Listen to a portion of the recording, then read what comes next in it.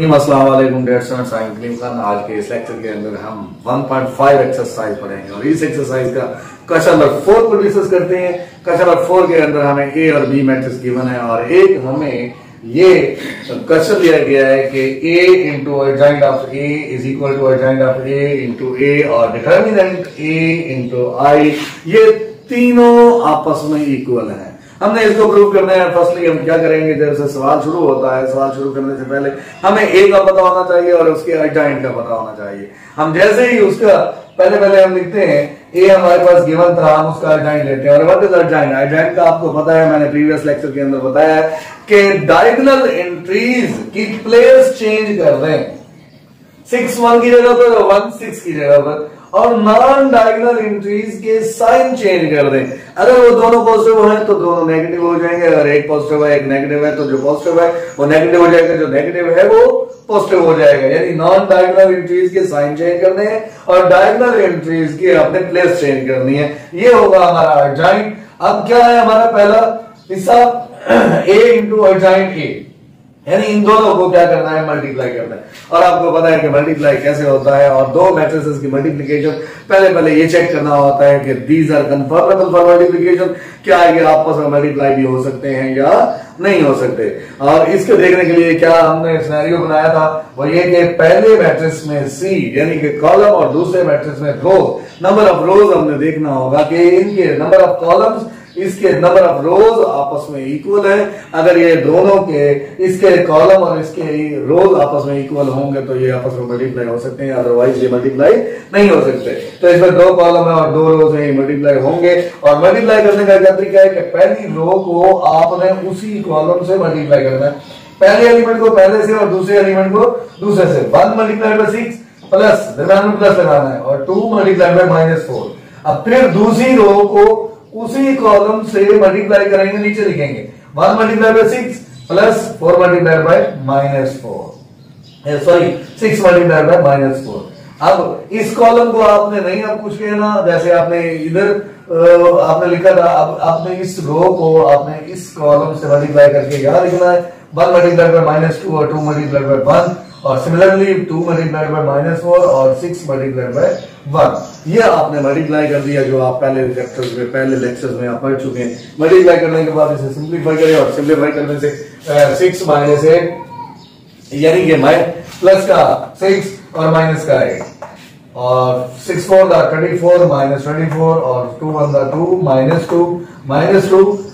2 और प्लस 2, और ये 0 हो जाएगा। और सिमिलरली 4 2 का -8 एंड 6 1 का 6 और -2 बाकी बचे। ये हमने एक साइड ये वाला हिस्सा हमने कंप्लीट कर दिया। अब सिमिलरली इसी तरह जिस तरह हमने ये हिस्सा कंप्लीट किया है, इसी तरह आपने ये हिस्सा भी उसी तरह कंप्लीट करना है कि ये भी पहले अर्जेंट लिखना है और फिर हमने ए मैट्रिक्स लिखना है।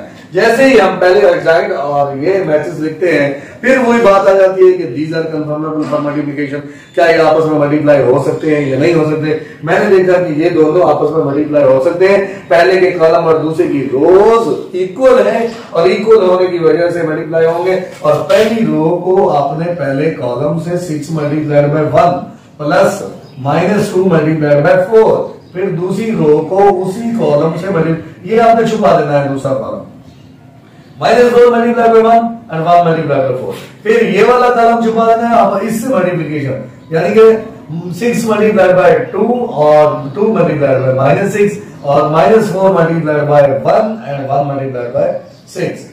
और इसी तरह हमने ये मल्टीप्लाई किया और मल्टीप्लाई करने के बाद इसे सिंप्लीफाई करा। सिंप्लीफाई के बाद हमने हमारे पास ये बुरी बात आ गई, आपने देखा कि इक्वेशन 1 का जवाब और 2 का जवाब दोनों का सेम है। और इसी तरह सेम होने की वजह से अब हम आते हैं इसके थर्ड हिस्से की तरफ, और इस हिस्से में क्या है, ये दूसरा भी हमने पूरा कर लिया।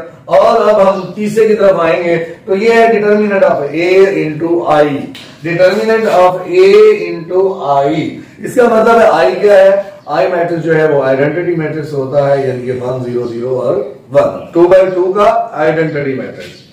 और यहां पर क्या है डिटर्मिनेंट, और डिटर्मिनेंट जो कि प्रीवियस लेक्चर के अंदर हमने ए का डिटर्मिनेंट पहले हम ले लेंगे, या फिर आप यूं कर सकते हैं ए के डिटर्मिनेंट को यूं एक्सप्लेन कर लें या फिर आप DET लिख के लिख ले, इसके दोनों का मतलब सेम होता है कि वो हमने क्या मालूम करना है, डिटर्मिनेंट। और डिटर्मिनेंट के लिए हम ब्रैकेट को खत्म करके मॉडुलस साइन लगाएंगे, क्योंकि डिटर्मिनेंट की ये शर्त है कि अगर आपने ब्रैकेट को खत्म किया है तो आपने ये दो राशि कतार आपने लगाने हैं, और लगाने के बाद उसी तरह डिटर्मिनेंट जैसे हम फाइंड करते थे, क्या डायगोनल एंट्रीज और नॉन डायगोनल एंट्रीज दोनों को मल्टीप्लाई करके दरमियान में हमने माइनस लगानी है। पहले डायगोनल एंट्रीज, फिर उसके बाद नॉन डायगोनल एंट्रीज, यानी कि 6 multiply by 1 minus 4 multiply by 2। हमने मल्टीप्लाई किया डायगोनल, हमने ये क्या निकला हमारे पास, माइनस का 2 हमारे पास मौजूद है।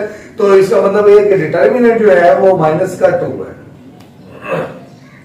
डिटर्मिनेंट अगर माइनस का 2 निकल आया, इसका मतलब है एक सिंगुलर मैट्रिक्स है, और सॉरी नॉन सिंगुलर मैट्रिक्स है, और नॉन सिंगुलर मैट्रिक्स का आगे मल्टीप्लिकेटिव इनवर्स पॉसिबल होता है। लेकिन यहां हमने मल्टीप्लिकेटिव इनवर्स नहीं लिखना, बल्कि क्या करना है, आइडेंटिटी मैट्रिक्स से मल्टीप्लाई करना है। और आइडेंटिटी मैट्रिक्स क्या है, 1 0 0 1। हमने इसको 2 से मल्टीप्लाई किया, 2 1 -2, 2 0 0 एंड 2 0 0 और 2 1 -2। आपने देखा कि थर्ड और सेकेंड और इसी तरह फर्स्ट के अंदर ये तीनों के तीनों आपस में क्या हो गए, इनके आंसर इक्वल आ गए। डियर स्टूडेंट्स, हमारे इस चैनल पर 10वीं क्लास के 10th क्लास के 120 लेक्चर मौजूद हैं, और 120 लेक्चर के अंदर मैंने एक एक सवाल जो है वो 10th क्लास का किया है, और 9th क्लास का हमारा ये 13 लेक्चर चल रहा है, 13वां लेक्चर है 9th क्लास का। 121 से लेकर 133 तक, आज के लेक्चर तक ये 9th क्लास के पहले चैप्टर को हमने डिस्कस किया है, और 120 लेक्चर 10th क्लास के।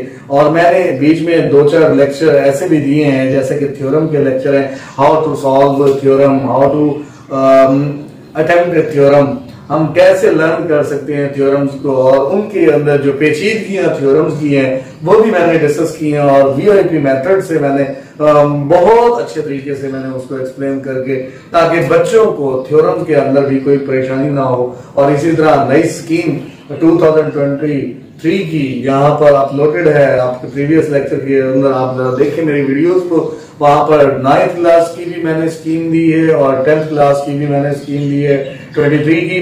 तो आप जरा इस स्कीम को फॉलो कीजिएगा। स्कीम के मुताबिक क्या है, कुछ कौन कौन से चैप्टर से कितने लेक्चर हैं, कितने सवाल आप अटेम्प्ट करेंगे, कितने सवाल जो है ना वो कौन से चैप्टर से आएंगे, MCQs कितने होंगे, और इसी तरह लॉन्ग कितने करने होंगे, और कौन कौन से चैप्टर से लॉन्ग जो है वो सिलेक्ट किया जाता है। और अगर आप देखें यहाँ पर हमारे पास ये इस लेक्चर के अंदर भी हमने डिस्कस किया, और आपको बहुत अच्छा तरह समझ आया है, और आप कोशिश कीजिएगा अपने दोस्तों में इसका लिंक भी शेयर कीजिएगा, और अगर आपको वीडियोस अच्छी लगती हैं सब्सक्राइब कीजिएगा। बेल आइकन प्रेस करने से आपको मेरी हर नई आने वाली वीडियो आप तक पहुंचेगी। इंशाल्लाह मिलते हैं ब्रेक के बाद। अस्सलाम वालेकुम।